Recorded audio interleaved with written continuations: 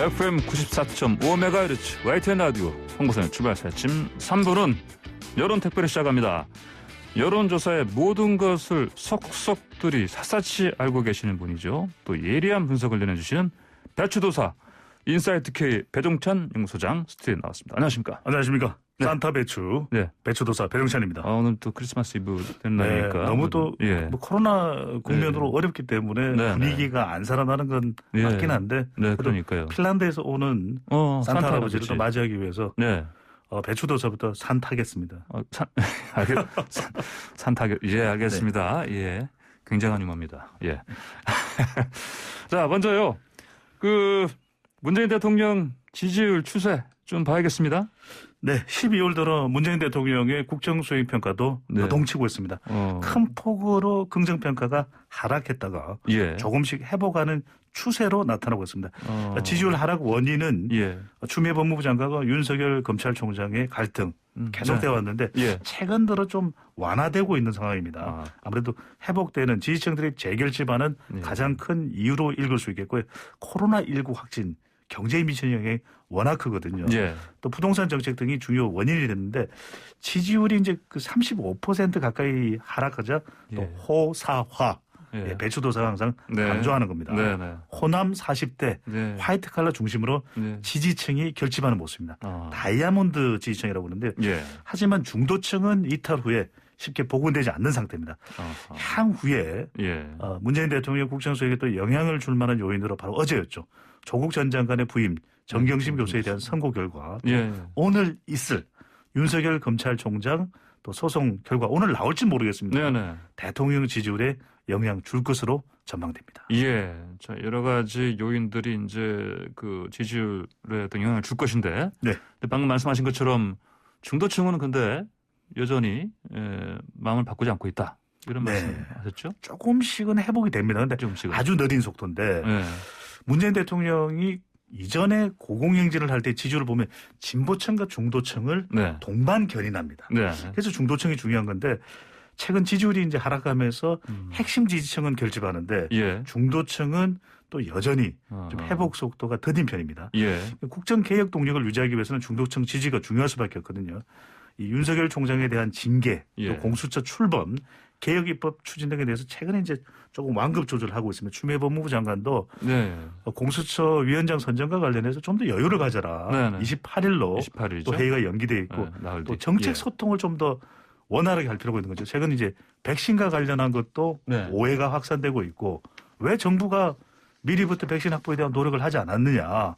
근데 정부는 당연히 회의를 하게 되면 이 백신 확보는 어떻게 되겠냐 관련된 자료도 내긴 하지만 이제 국민들은 보면 외국이 어떠냐 이런 걸 또 많이 또 비교를 하게 되거든요. 그러다 보니까 좀 이런 부분들을 정책적 소통을 더 잘한다면 중도층 지지율을 또 회복할 필요가 있고 또 회복을 해야 될 것으로 보입니다. 자, 방금 전에 윤석열 검찰총장 정직 6개월에 대해서 이제 말씀하셨는데 오늘 이제 2차 심리가 열리죠. 근데 이것도 당연히 뭐 어떻게 나올지는 우리가 지켜봐야 되겠습니다만 여론에 영향을 줄 걸로 보입니다. 이거 주겠죠. 오늘 이 법원 심리가 이제 재개됩니다. 윤석열 총장의 정직 2개월과 관련해서 근데 이게 심리도 연장이 됐듯이 오늘 결과가 나올지도 모르겠어요. 또 어제 이 정경심 교수와 관련된 선거가 물론 좀 무관하지만 어떤 영향을 줄지도 모르겠고 예측 불가입니다. 오늘 나오지 않는다면 다음 주에 나올 가능성이 상당히 있다. 이런 또 전망도 나오고 있는데 핵심 쟁점은 윤석열 총장 측에서는 정직 2개월이 회복할 수 없는 피해고 손해다라고 주장을 하고 있고 법무부 측에서는 공공복리를 훼손하고 있다. 그러니까 공공복리를 훼손하고 있다는 이야기는 이 대통령이 이미 재가를 했고 또 조치를 한 만큼 이것 자체를 계속해서 법적으로 공부한다 그러면 우리 국민들에게 얼마나 이 복잡하고 또 이 답답한 그런 상황을 초래하겠냐. 이게 이제 공공복리를 훼손한다는 이유가 될 텐데 이 결국 오늘 또 오늘 이후에 이 가처분 소송과 관련된 이제 결정이 나오게 될 텐데 정직 2개월이 취소된다. 그래서 윤석열 총장이 다시 복귀한다면 대통령 지지층들이 영향을 받을 가능성이 상당히 있습니다. 네. 우리가 기대했던 결과가 아닌데 이렇게 될 수 있을 것 같고 예. 정직 2개월이 그대로 적용된다면 네. 중도층의 그동안 여론이 약간 가하다 이런 반응이 있습니다. 그런 만큼 중도층이 추가 이탈할 가능성이 예. 있을 것으로 보입니다. 중도층에서 겉봐라 이런 식으로 네. 생각할 수 있겠습니다. 그래서 네. 오늘 이 심리를 예. 추가 재개하고 난 다음에 네. 진행하고 난 다음에 나오는 결과가 오늘 나오든 네. 아니면 다음 주에 나오든 대통령 지지율에 또 한 번 영향이 있을 걸로 보입니다. 예. 자, 백신 얘기도 또 안 할 수가 없습니다. 네. 아까 말씀하신 코로나 확진자 수가 지금 오늘도 보니까 뭐 또 1,000명 넘을 것 같아요. 네. 어젯밤 9시, 6시. 실시간으로 또 확인할 수가 있으니까요. 보니까요. 그래서 이런 상황이다 보니까 계속해서 이제 이 해외에서는 자꾸 뭐 접종하네 어쩌네 하고 또 사실 아까 제가 뭐 출발차 좀 시작할 때 말씀드렸습니다만 주한미군에서는 네. 곧 또 접종할 것 같아요. 그렇죠. 그래서 예. 1월 정도로 이제 주한미군이 네. 이 백신 접종이 예상되고 있는데 그만큼 이제 해외에서의 전투력 유지를 위해서는 네. 이 확진자가 생기면 안 되거든요. 그러니까 또 하나 이제 여기서 나오는 소식이 카투사도 예. 접종을 할 수밖에 없다. 추미애 장관 아들도 카투사 복무를 했는데 그러다 보니까 겹치네요. 예. 대한민국 국민 중에서 최초 접종자는 카투사가 되는 것 아닌가. 아하. 이렇게 되면서 더 관심을 최근에 크리스마스 선물보다도 더 관심이 높아진 것이 바로 백신입니다. 그 카투사가 원래 미군 배속이긴 한데 네. 또 한국인이기도 하고. 그렇죠. 근데 이제 미군 배속이라 사실은 그 미군 체제에 들어가 있기 때문에 네. 제 생각에는 같이 맞을 것 같은데요. 그럼요. 햄버거를 많이 먹게 됩니다. 예. 영국과 미국은 네네. 정부 당국의 승인 이후에 이제 접종이 시작이 됐죠. 예. 우리 국민들도 백신이 언제쯤 공급될지 여부에 대한 관심도 상당히 급증하고 있습니다. 네. 영국은 또 백신 접종이 시작됐는데도 예. 부작용도 있고 변종 코로나 바이러스 때문에 약 한 제가 확인했을 때는 예. 배추도사가 확인했을 때는 약 유럽의 전 세계 50여 개국이 예. 입국 금지를 네. 또 영국에서 출발하는 항공기는 네. 차단하는 네. 이런 조치가 취해졌거든요. 우리 국민들은 어떨까요? 리얼미터가 오마이뉴스의 의뢰를 받아서 22일 실시한 조사입니다. 예. 전국 500명 유무선 자동응답 조사 표본오차 95% 신뢰 수준 플러스 마이너스 4.4%포인트 응답률 8.2% 자세한 사항은 조사기관의 홈페이지에서 확인 가능한데 코로나19 백신 접종과 관련해서 어떤 여론인지를 물어봤더니 예. 긴급성을 우선한다. 좀 빨리 접종받았으면 좋겠다는 네. 의견으로 읽히는데 54.9% 절반을 넘겼습니다. 그런데 예. 안전성도 상당히 높은 비율입니다. 41.1%는 빨리 맞는 것도 중요하지만 네. 안전한 게 중요하다. 네. 41.1%로 나타났습니다. 지금 보면은 근데 우리가 지금 해외 외신에서 네. 이제 지금 뭐 말씀하신 영국이라든지 이미 접종 시작한 곳에서 부작용 때문에 사망했다는 보도는 지금 우리가 아직 못 들었어요. 네, 이제 알레르기 반응은 예. 나타나는 걸로 보였는데 예. 알레르기 반응이라는 게 이제 주로 기저질환이 있는 경우 또 아닌 네네. 경우도 있는데 그만큼 충분하게 보통 이제 예. 질병관리청에 나오는 자료를 보면은 새로운 백신이 만들어지는데 우리가 보통 10여 년, 퉁쳐서 10여 년 이야기하는데 얘기하죠. 정확하게는 한 8.7년이라고 그래요.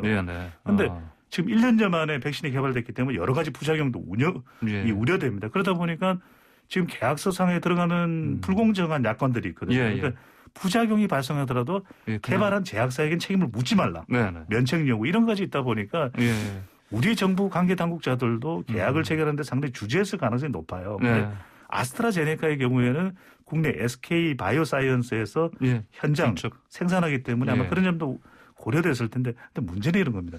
이게 정치권에서 비하할 내용은 아니거든요. 그러니까 정부가 뭐 좀 미진한 부분이 있다면 보완해야 된다라고 하는 또 충고와 비판을 할 수 있습니다. 하지만 더 중요한 것은 협력해서 가급적이면 백신, 안전한 백신을 빨리 공급받을 수 있는 또 방안과 그리고 동요가 없도록 우리가 서로 협력하는 손에 손잡고 하는 것이 필요한데 지금은 이제 왜 이게 정부가 왜 잘못했냐, 왜 이거 못했냐, 이제 이게 또 정치권이 이전투구로 넘어가는 거죠. 그러니까 지금 뭐 공방이 좀 계속 이어지고 있는데 이것도 여론에 또 영향을 또 줄 수밖에 없습니까? 이게 정치 성향별로도 완전히 다른 의견으로 나타나고 있는데 더불어민주당 지지층에서는 안전성이 우선이다가 무려 80%가 넘었습니다. 그런데 국민의힘 지지층에서는 정반대예요. 그리고 진보와 보수도 정반대입니다. 그런데 이걸 이념으로 잣대를 들이댈 일인가? 그게 아니라 머리를 맞대서 우리가 지금 K방역은 계속 잘해왔고 지금 3차 유행이 되면서 여러 가지 어려움을 겪고 있거든요. 예. 그런 만큼 앞으로 차근차근 준비해 나가는 것이 필요한데 이걸 정치권의 공방, 정쟁으로 가져갈 것은 아닌 걸로 보입니다. 그러니까 아무래도 여론조차도 이제 정치권 공방이 하도 심하다 보니까 영향을 받아서 이제 여론 노르들이 나타나는 거네요, 보니까. 자, 인사청문회 주간 아닙니까 또 이번 주. 어제는 변창흠 국토교통부 장관 후보자 정말 뭐 사과 청문회라도 했는데 자, 이 빅데이터 민심은 어떻습니까? 네. 유행어가 하나 생겼습니다. 사과를 워낙 많이 하다 보니까 요즘 또 주목받고 있는 기업이 애플이거든요. 자율주행차가. 이게 사과가 왜 이렇게 유행인가요? 나올 정도인데 지금 가장 주목받는 인물이 산타보다도 더 주목받습니다. 변창흠 국토교통부 장관 내정자인데요. 이 지난 12월 초에 지명받았을 때부터 응급량이 급증하기 시작을 했는데 어제 청문회 때는 최고조 상태였습니다. 아주 뭐 단연 이 가장 주목을 받는 빅데이터 분석 도구 소셜 매트릭스 인사이트에 검색어를 입력했을 때의 결과이고요. 그리고 가장 연관도 상위권에 올라 있는 검색어가 연관어가 이 변창흠 후보자 관련해서 구의역입니다. 구의역. 이게 가장 큰 이슈입니다. 젊은 세대들의 빅데이터 이용이 높다고 본다면 그만큼 변 후보자에게 가장 치명적인 오전에만 9번의 사과를 했고요. 오후에는 또 여성 비하 논란으로 상당히 곤혹을 치렀는데 지금 빅데이터 상에 나타나는 걸 보면 상당히 부정적인 감성이 높습니다. 하지만 그럼에도 불구하고 대체적인 대부분의 일관지를 다 분석을 했는데요. 문재인 대통령 또 여당에서는 임명 의지가 상당히 높다고 합니다. 그러니까요. 자, 소장님, 안철수 국민의당 대표 서울시장 출마 선언했는데 뭐 여야 서울시장 후보 여론은 좀 어떻습니까? 안 대표가 태풍이 될까요? 미풍이 될까요?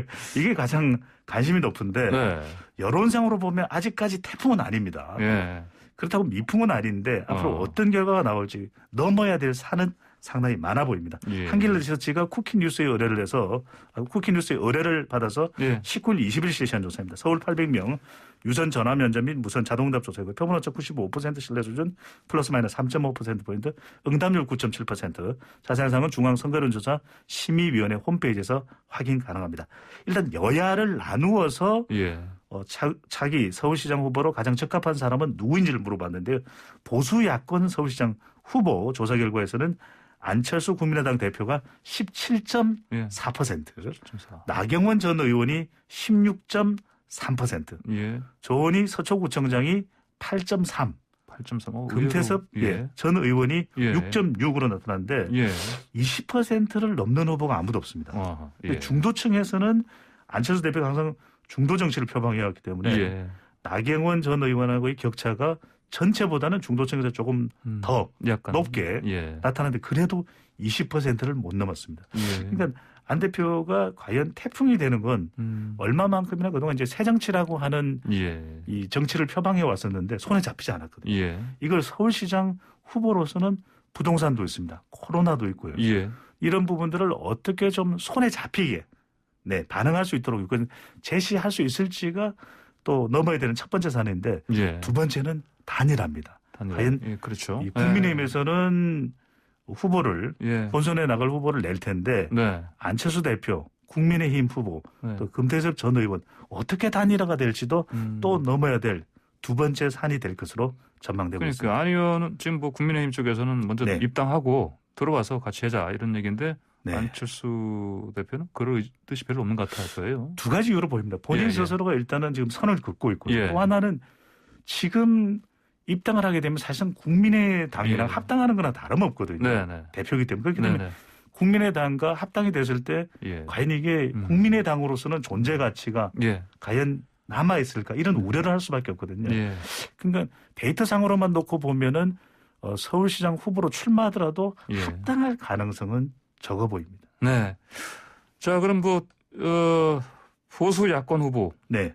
이쪽도 국민의힘도 후보를 당연히 낸다는 입장인데. 그렇죠. 그렇다 보니까 이제 나경원 전 의원이 상당히 유력하지만 오세훈 전 시장의 경우는 대권으로 갈 가능성이 높습니다. 그런데 어떻게 결정이 될지는 좀 두고 봐야 되겠고 조은희 서초구청장도 좀 경쟁력이 나오고 있지 않습니까? 그러니까요. 방금 소개된 3%니까 상당히 아주 높지는 않지만 그렇기 때문에 이 경선을 치르고 난 이후에 본선 후보가 나온다면 본선 후보로서는 안철수 대표를 이렇게 추대할 이유는 없거든요. 그런 만큼 단일화 과정이 사실은 가장 중요해 보입니다. 자, 끝으로 오늘 24일이니까요. 자, 크리스마스 선물로 무엇을 가장 받고 싶은지, 무엇을 받기 싫은지 이런 것까지 알아본 설문조사 있었다고요. 한국은행국에서는 어떤 선물 받고 싶으세요? 사실은 어제 엊그제도 다른 분이 그런 거 물어보셨는데 예. 지금 우리 경제 상황에서는 현금 주고받는 게 제일 정답이 새 나갔네요. 지혜롭지 않냐? 이런 식의 얘기하던데요. 취업 포털 인크루트가 7일부터 11일까지 성인 남녀 919명 대상으로 해서 성탄절 선물 관련 조사를 했는데 받고 싶지 않은 선물을 아예 소개해드리겠습니다. 아예 받고 싶지 않은 1위는 마스크. 손 세정제입니다. 아, 그래요? 그러니까 매일 끼고 있는데 이거 선물로 주냐. 네. 2위는 꽃다발입니다. 꽃다발요? 왜? 마스크를 벗고 냄새 맡기도 힘들거든요.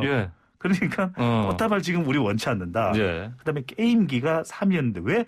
아이들이 좋아할 것 같은데 생각했는데. 의외네요? 이게 게임을 계속 하다 보면 엄마 아빠 이제 타박이 시작됩니다. 아니, 넌 하루 종일 게임만 해. 그런 시간이 있으면 YTN 출발시 아침 들어 이렇게 나올 수가 있거든요. 맞는 말씀인데. 네. 그리고 가장 받고 싶은 건 현금이었습니다. 역시 머니해도 머니네요. 머니군요. 알겠습니다. 현금 주고 받는 크리스마스 될지 모르겠습니다. 오늘 말씀 잘 들었습니다. 감사합니다. 고맙습니다. 네, 지금까지 여론택배 인사이트 K 배종찬 연구소장이었습니다. 네, 어제 정경심 교수 1심에서 법정 구속됐습니다. 그래서 이제 그 혐의 인정된 게 좀 여러 가지가 나왔는데 자녀 그 입시 비리도 이제 인정됐지만은 정 교수의 사모펀드 비리 관련해서도 이런저런 그 관심이 좀 높습니다. 과연 그럼 먼저 이 사모펀드 이게 뭔지 그리고 그 또 허점이 뭔지 좀 자세히 좀 알아봐야겠습니다. 한국경제TV 송민아 기자와 함께하겠습니다. 안녕하십니까? 네, 안녕하세요. 예. 먼저 정경심 교수 이번에 그 사모펀드 비리 관련해서 인정된 혐의 어떤 겁니까? 네, 이 사모펀드 비리 혐의와 관련해서는 모두 이제 5개 항목이 이제 재판에 넘겨졌는데요.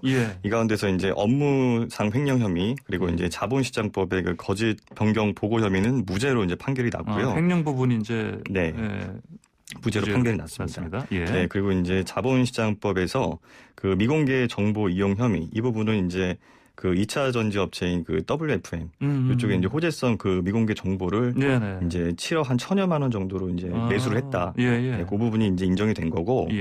그리고 이제 범죄수익은닉법 위반 이 부분은 이제 그렇게 해서 이제 부당 이득으로 한 2억 3천여만 원이 생겼는데 그 부분은 이제 한국시티은행 이런 부분에 이제 대여 금고에 보관을 했다. 이런 부분들이 인정이 된 거고. 그리고 금융실명거래법 위반 혐의도 이제 일부 유죄가 인정이 됐습니다. 차명거래했단 말씀이죠? 그렇죠. 이제 지인 헤어 디자이너 이 부분을 통해서 이제 차명거래로 이용했다. 인정이 된 겁니다. 자, 그러면 상당 부분이 인정이 된 셈이네 보니까. 먼저 이제 물론 사모펀드 알고 계신 분들 많이 계시겠지만 왜냐하면 이전에 라이미니 또 해가지고 옵티머스 해가지고 이게 다 사모펀드 아니겠습니까? 관련해서 이제 그러면 이제 사모펀드 관련해서 사모펀드 라임 사태도 있었고. 그러면 이제 이런 비리 부분이 나올 수 있는 어떤 이 어떤 시스템이랄까요? 어떤 허점 같은 거 그런 게 좀 많이 있습니까? 네, 먼저 그 부분을 좀 짚어보기 전에 이제 사모펀드 이게 좀 무엇인지 그 부분을 좀 한번 좀 설명을 좀 드려야 될 것 같은데요. 한마디로 이제 사적으로 이제 모금을 하는 그런 펀드다라고 이제 보시면 쉬울 것 같습니다. 사적인 모금. 네. 참고로 말씀드리면 이제 은행에서 공적으로 좀 파는 그런 이제 펀드는 이제 공모 펀드다라고 부를 수가 있는데요. 예를 들면은 미국의 그 블랙스톤이라는 그런 자산 운용사가 있는데 여기서 블랙스톤 한국이라는 그 펀드를 만들어서 우리나라 은행에서 판다. 실제 은행권에서 그렇게 되면 이제 공모 펀드다라고 부를 수가 있는 거고요. 사모펀드는 말 그대로 이제 사적으로 이제 투자자들을 모집하는 걸 말을 하고 이제 아름아름 끌어들인 그런 개인 투자자들을 통해서 이제 사모펀드에서는 최대 49명, 그러니까 50명을 넘길 수가 없는 겁니다. 아직 포함을 시킬 수가 있습니다. 일반적인 그 펀드와 좀 비슷한 형태다라고 볼 수가 있는데요.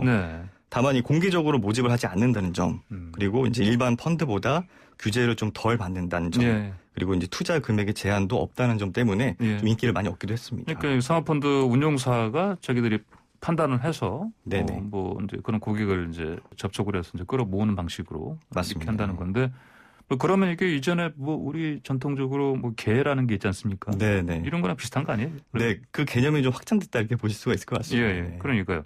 그러면은 이렇게 하다 보니 어떻게 보면 개랑 비슷한 것도 있으니까. 네네. 그러면 이제 액수도 이게 보면은 기본적으로 그러면 아름아름 하다 보니까 좀 그 개별적으로 좀 개와는 달리. 네. 범위가 없는 편이죠. 그러니까요. 네. 범위가 없다 보니까 좀 규모가 크지 않겠어요? 그렇죠. 그렇군요.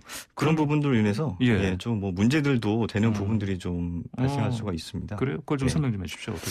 네, 뭐 예를 들면 이제 뭐 그 강남 집값이 한창 뭐 들썩일 때 이제 뭐 사모펀드에서 예. 뭐 건물을 하나 뭐 사자 해서 사는 경우 뭐 이런 거는 이제 가능합니다. 예. 네, 그리고 뭐 개인 투자자들끼리 모여가지고 그 작은 범위 안에서 그 아파트 한 동을 사자 뭐 이런 것도 이제 현실적으로는 다 가능한 일들입니다. 운영의 범위가 어떤 뭐랄까요 까다롭지가 않아서. 까다롭지 않습니다. 네. 그냥 자금이 있으면은 투자 마음만 맞으면 투자하는 게 가능한 겁니다. 마음만 서로 좀 뜻만 모으면 다 할 수 있겠네요. 네, 그렇습니다. 다만 이 아파트를 만약에 사기 전에 어떤 그 특정 세력하고 짜고 뭐 어떤 호재를 미리 접했다거나 또는 그 정보를 이용해서 그 주변에 있는 아파트를 미리 사놓는다든지 뭐 그런 행위를 했다라고 하면은 그건 이제 불법적인 요소로 이제 볼 수가 있는 겁니다. 그러니까요. 그런 거는 이제 부동산 관련 또 법들과도 또 이를테면 저촉이 될 수 있고. 맞습니다. 또 이제 그 사모펀드는 이제 원칙적으로 그 운용자하고 특정 투자자가 그 사전 모의라던가 또는 그 자신들의 이익을 위해서 그런 이익적인 행동을 하면은 안 됩니다. 그런데 이제 사모펀드에서 그 투자처를 미리 지정을 해준다든지 또는 이제 사모펀드의 그 사전 정보를 통해서 미리 투자를 한다든지 아니면은 이 사모펀드에 투자를 해놓고 또 거기에서 비정상적으로 발생한 수익을 빼내는 방법들 뭐 예를 들면 이제 뭐 자문을 해주고 자문료 명목으로 목돈을 챙겼다 뭐 이런 부분들 이런 행위들 역시도 다 문제가 될 수 있는 그런 상황들입니다. 그러니까요. 네, 특히 이 비공개적으로 운영이 되기 때문에 이 부정적 행위들이 어떻게 벌어지는지 다 알기가 쉽지 않다라는 정도 큰 문제로 좀 거론이 되고 있는데요. 이 사모펀드를 잘못 운영했거나 또는 이제 잘못된 투자 유치 행위 등에 대해서 이런 모니터링을 한다는 것 자체가 현실적으로 좀 어려운 그런 실정이기도 합니다. 그렇군요. 이게 이제 그러면 우리만의 문제가 아니라 해외에서도 이런 비슷한 상황들 일어나지 않았어요? 네, 그렇습니다. 이게 뭐 미국이나 뭐 유럽 같은 그런 선진국들도 뭐 우리나라와 이런 제도적으로 같은 방식으로 좀 운영을 하고 있습니다. 그래서 우리 그 금융당국도 이런 부분들을 좀 강조를 하고 있는데요. 하지만 이 선진국 시스템이 우리나라와 좀 다른 점은 그 내부적으로 도덕성과 또 운영자의 도덕성 그리고 이 사회적 감시 기능 이런 것들이 잘 작동할 수 있는 시스템들이 정착돼 있다는 점입니다. 그렇기 때문에 이 사모펀드 비리와 같은 일들이 좀 쉽게 일어날 수가 없는 거죠. 근데 뭐 최근에 뭐 이 미국에서 그 최근 폰지 사기가 좀 일어난 적이 있었습니다. 그래요? 그 폰지가 뭐냐면은 일종의 그 피라미드식 다단계 그 사기 수법이라고 이해를 하시면 되는데요.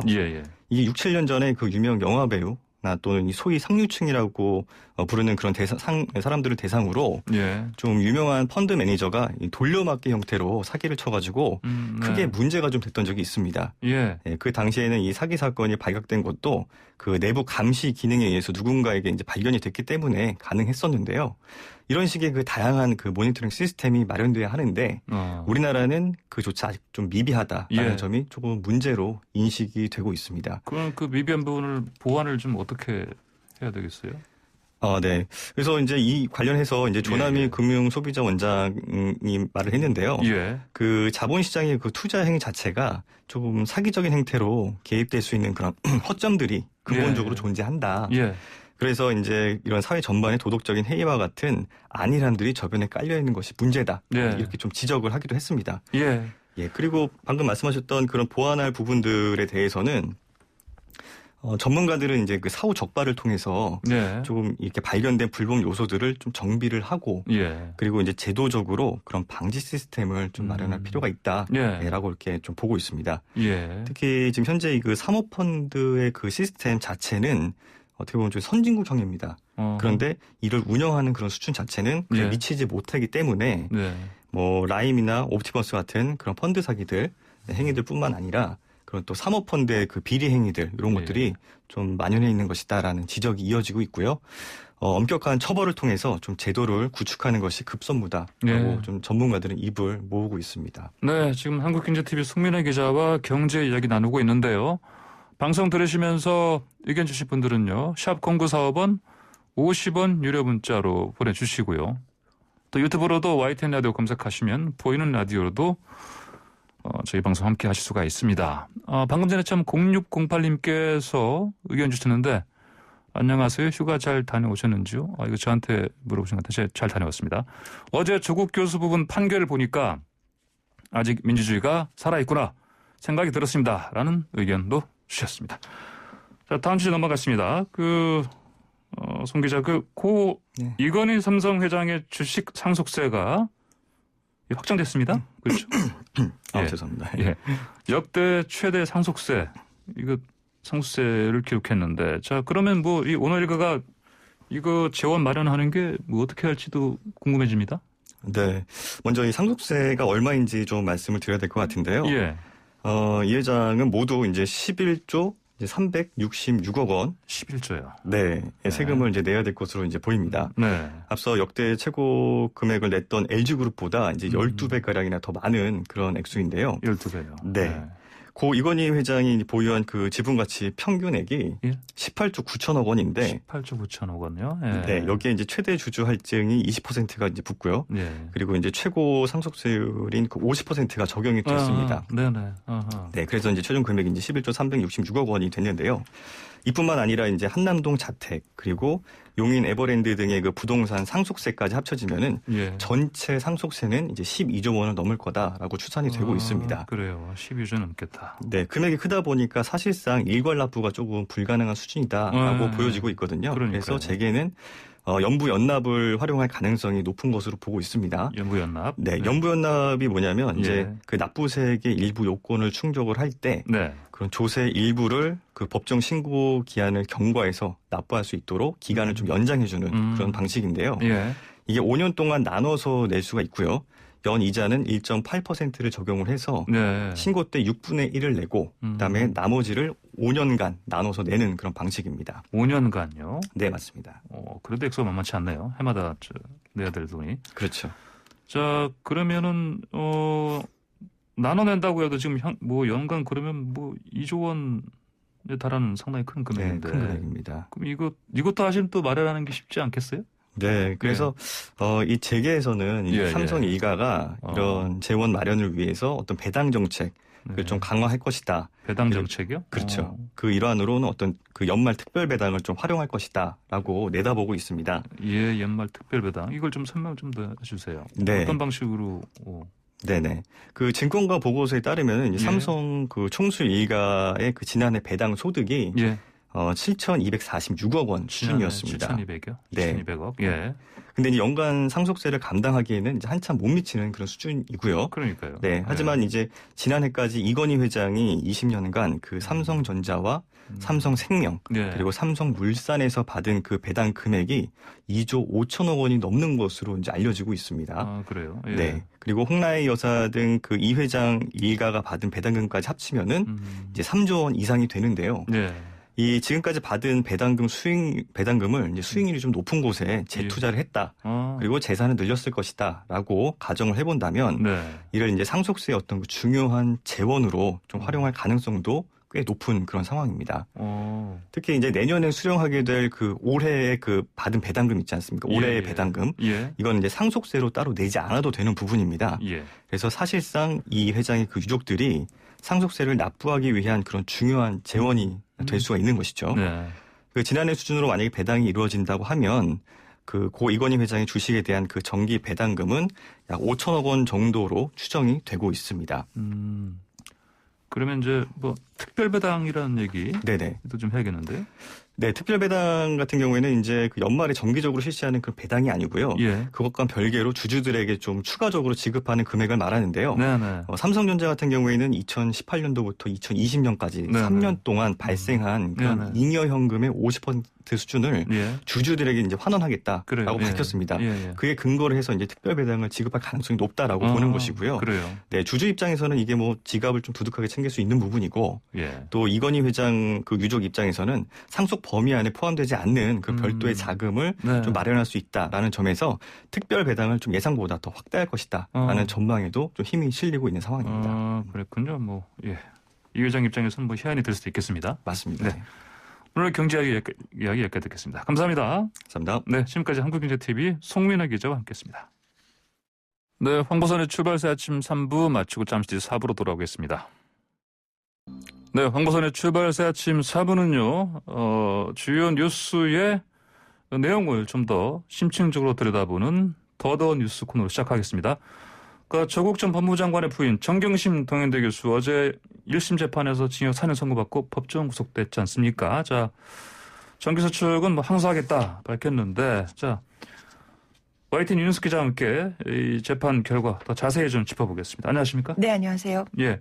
자, 먼저 크게 두 가지 아닙니까? 카테고리가 자녀 입시 비리, 그리고 하나는 사모펀드 관련해서인데 1심에서 실형 선고받고 법정 구속됐네요, 결국.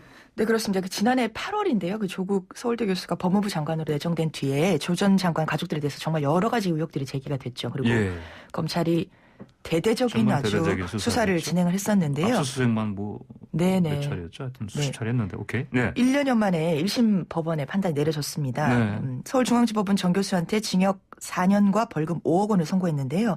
당초 검찰이 요청했던 징역 7년보다는 낮지만 중형에 해당한다는 게 대부분의 판단입니다. 그러니까 벌써 징역 3년이 넘었는데. 네. 예. 표적유도 불가능하고. 그럼요. 예. 표적 수사로 부풀려진 사건이다. 아니다. 특권 층의 반칙이고 신종 정경 유착이다. 철저히 가려야 한다.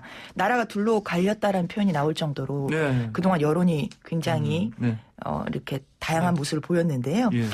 많은 사람의 이목이 집중된 가운데 진행된 1심 재판에서 15개 혐의 중에 11개가 유죄로 인정이 됐습니다. 네. 그래서 앞으로 남은 배우자인 조국 전 장관의 재판에도 좀 이번 1심 재판의 결과가 영향을 끼칠지 주목이 되고 있는 상황입니다. 그렇군요. 조국 전 장관도 좀 같이 했다 이런 부분 아니겠습니까? 네네네. 별도 재판도. 예, 그래서 영향을 당연히 끼칠 수밖에 없겠네요.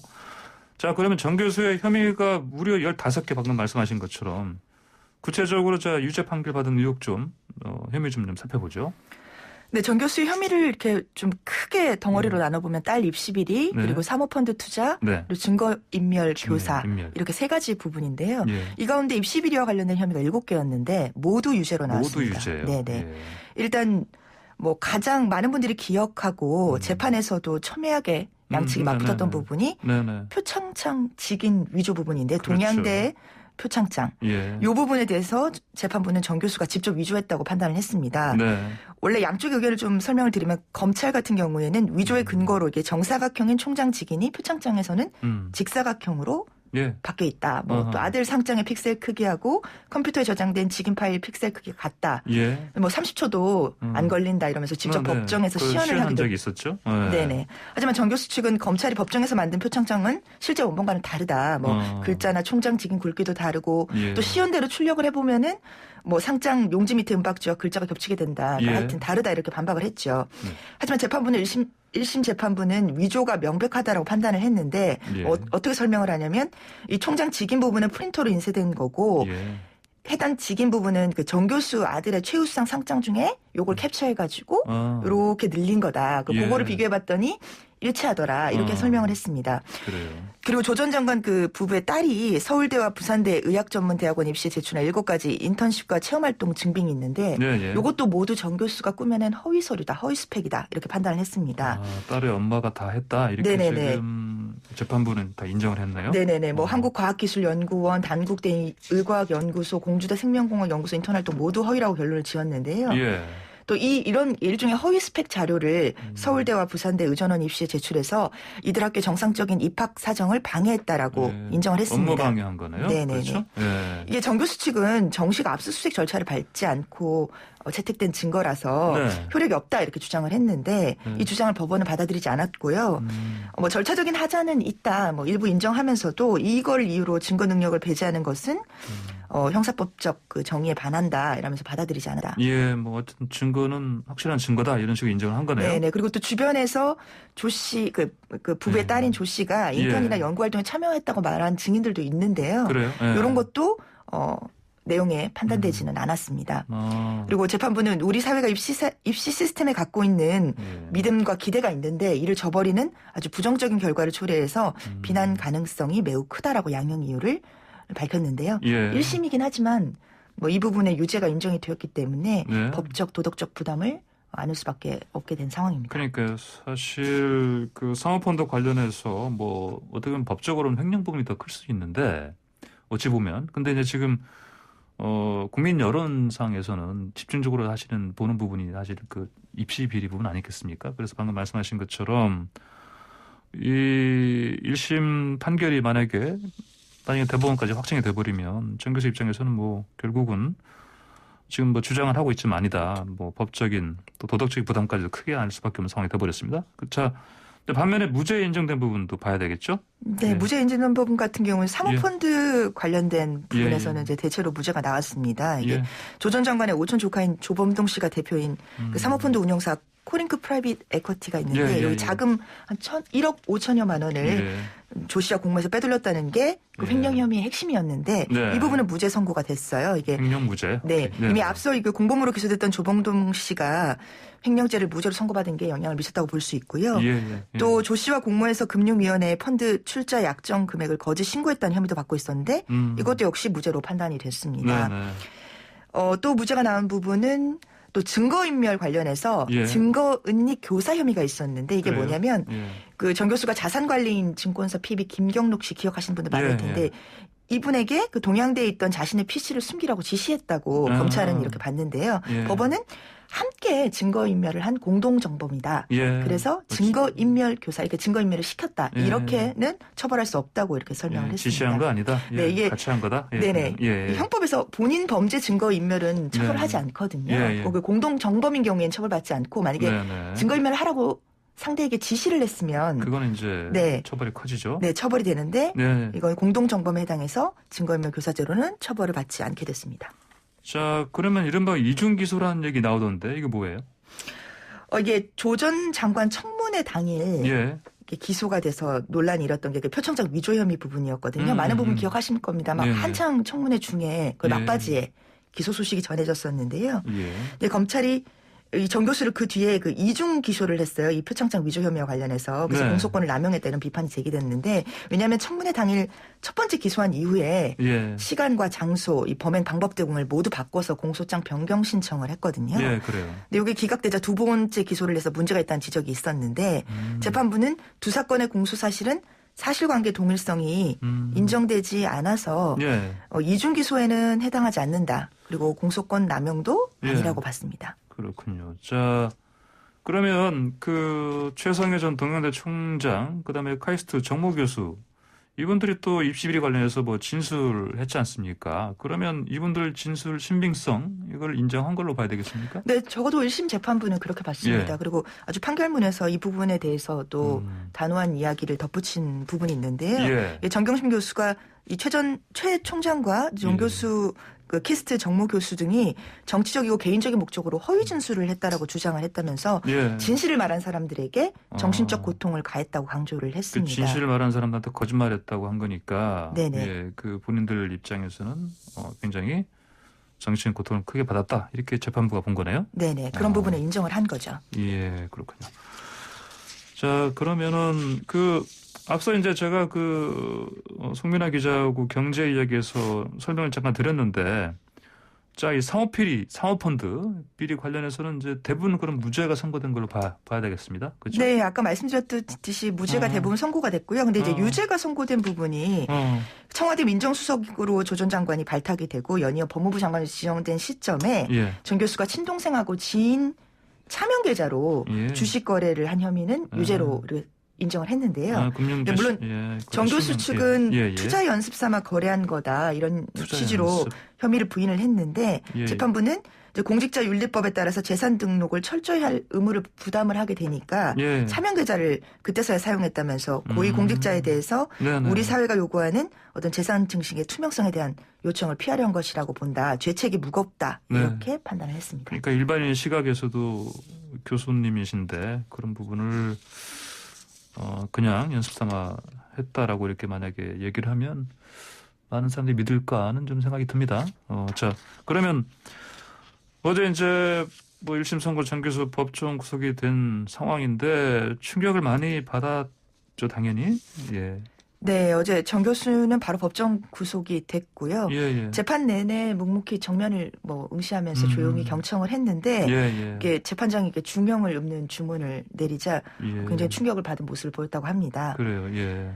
재판부는 정 교수가 도주할 우려는 적지만 증거를 조작한다든지 아니면 관련자에게 허위 진술을 종용할 가능성이 높다면서 법정에서 구속하는 게 타당하다 이렇게 밝혔습니다. 그래요. 그리고 조 전 장관의 청문회 시작 무렵부터 이번 그 재판의 변론 종결 때까지 한 번도 솔직하게 잘못을 인정하지 않고 반성하는 모습도 없다 이렇게 또 태도를 매섭게 질타하기도 했습니다. 반성하지 않았다 이 부분을 많이 좀 사실 어떻게 이른바 흔히 말하는 궤심죄 이런 부분으로 볼 수 있겠네요. 변호인들이 즉각 이 부분에 대해서 사실 비슷한 맥락에서 이야기를 한 게 있어요. 그래요. 그 법정에서 법정 구속되고 항소 의사를 밝히면서 취재진들과 만난 자리에서 판결 선고가 굉장히 당혹스러웠다. 변호인으로서는 도저히 동의할 수 없는 말인데 그 법정에서 진실을 밝히려고 했던 노력들, 그러니까 언론에 일일이 그런 이야기들을 하지 않고 법정에서 다퉜던 부분들이 오히려 피고인의 형량이 아주 불리한 사유로 언급된 걸 보면서 괘씸죄 같은 것이 적용된 것은 아닌가 하는 느낌을 지울 수 없다 이렇게 말하기도 했습니다. 그래요? 그럼 이제 남편은 조국 전 법무장관도 이제 관련해서 페이스북에 좀 입장을 밝혔죠? 네네. 조국 장관도 페이스북을 통해서 1심 판결 결과가 너무 충격적이다. 즉각 항소해서 다투겠다고 밝혔습니다. 그래요? 그러면은 이게 또 페이스북에서 뭐라고 사실은 얘기했습니까? 자신의 법무부 장관 지명 이후에 이런 시련은 어쩌면 피할 수 없는 운명이 되었다고 본다. 또 가시밭길을 걸어야 할 모양이다. 라고 이렇게 덧붙였는데요. 아까 말씀드린 대로 조국 장관도 재판이 남아 있고요. 그러니까요. 또 정경심 교수도 지금이 1심이고 2심과 3심이 또 남아있기 때문에 최종적 결과는 남아있기 때문에 지켜봐야 할 것 같습니다. 알겠습니다. 자, 오늘 얘기 여기까지 듣겠습니다. 감사합니다. 네, 감사합니다. 네, 지금까지 더더뉴스 YTN 윤현석 기자였습니다. 네, 매일 아침 스포츠의 매력을 짧고 굵게 전해주는 코너 스포츠가 얼마나 좋은지 YTN 스포츠부 조은지 기자 나왔습니다. 안녕하십니까? 안녕하세요. 요즘 듣는데 좀 숙연해집니다. 오늘 좋은 얘기들이 별로 아닌 것 같은데 조은지가 나와가지고 네, 어제 마지막에 프로야구 키움 얘기 막 하려다가 그러니까요. 어차피 이제 결론 나니까 내일 전해드릴게요 했잖아요. 그 결론. 안 났습니다. 안 났어요? 네. 앞서 이 시간에 전해드렸잖아요. 키움 허민 이사회 의장의 구단 사유화 논란. 팀 선수들 데리고 야구놀이 한다. 지난해 6월 2군 훈련장에서 본인이 마운드에 서서 연습 투구를 막 하고 선수들 직접 세워놓고 막 피칭하고 그런 거.